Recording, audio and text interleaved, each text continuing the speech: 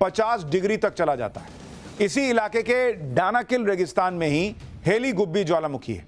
ये एक शील्ड ज्वालामुखी है, यानी ऐसा ज्वालामुखी जो चौड़ा और सपाट होता है।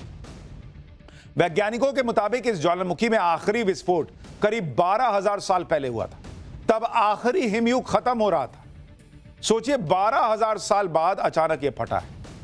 इस भयंकर ज्वालामुखी में विस्फोट हुए 50 घंटे बीत चुके हैं, लेकिन अभी भी हेली गुब्बी ज्वालामुखी से गर्म लावा निकलना जारी है। आप तस्वीरें देखिए, ज्वालामुखी विस्फोट की सैटेलाइट तस्वीर भी सामने आई है। अंतरिक्ष से ली गई इस तस्वीर में दिख रहा है कि विस्फोट कितना बड़ा था। यह तस्वीर देखिए, इसमें आपको सैटेलाइट इमेज से दिख रहा है कि कितना भयंकर विस्फोट हुआ था।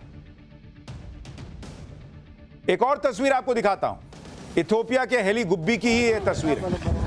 बताया जा रहा है कि जनवरी में ही संकेत मिलने लगे थे कि धरती के नीचे कुछ तो चल रहा है, क्योंकि धरती से गर्म गैसें बाहर आने लगी थी। भारत से अफ्रीका हजारों किलोमीटर दूर है, लेकिन वहां फटे ज्वालामुखी का असर कैसे भारत तक पहुंचने की आशंका जताई गई, उसे वो समझिए। इथियोपिया के हेली गुब्बी ज्वालामुखी में 23 नवंबर को सुबह करीब 7 बजे विस्फोट हुआ।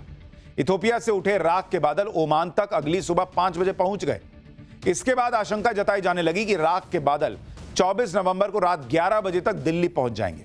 दिल्ली से इथियोपिया के हेली गुब्बी ज्वालामुखी की दूरी करीब 4,500 किलोमीटर है और 130 किलोमीटर की रफ्तार से बढ़ रहा राख का गुबार 40 घंटे में दिल्ली पहुंचने वाला था। ऐसे में जो दिल्ली ऑलरेडी स्मॉग से घिरी हुई है, वहां लोगों के फेफड़ों पर क्या असर पड़ेगा, इसको लेकर चिंता होने लगी, क्योंकि दिल्ली पर ऐसे ही खतरा नहीं बताया जा रहा था।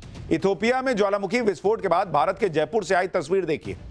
इस तस्वीर में एक रिजॉर्ट के ऊपर राख के बादलों की वजह से आई धुंध देखी जा सकती है। जयपुर की तस्वीर है बॉस, जहां पूरा राख की धुंध दिख रही है, राख की वजह से धुंध।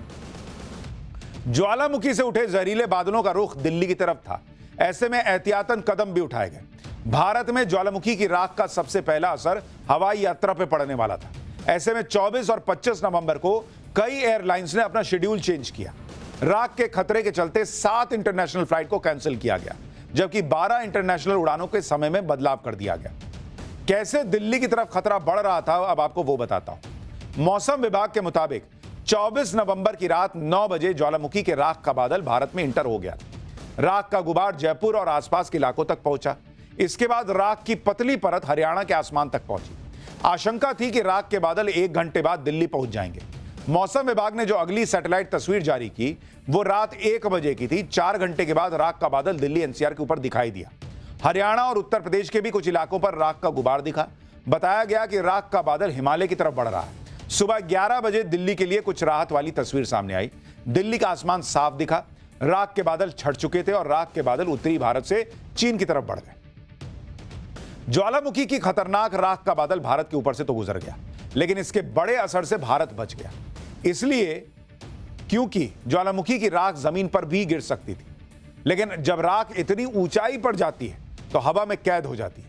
हेली गुब्बी ज्वालामुखी की राख भी सब ट्रॉपिकल जेट स्ट्रीम में पहुंच गई थी। जेट स्ट्रीम 15 से 25 किलोमीटर ऊंचाई पर बहने वाली हवाएं होती हैं, जो 100 से 200 किलोमीटर की रफ्तार से चलती है।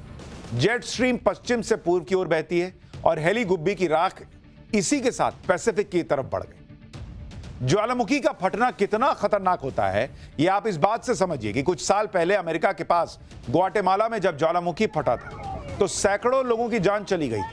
2018 में इस ज्वालामुखी में अचानक शक्तिशाली विस्फोट हो गया था, जिसके बाद लोगों को भागने तक का मौका नहीं मिला था। यह विस्फोट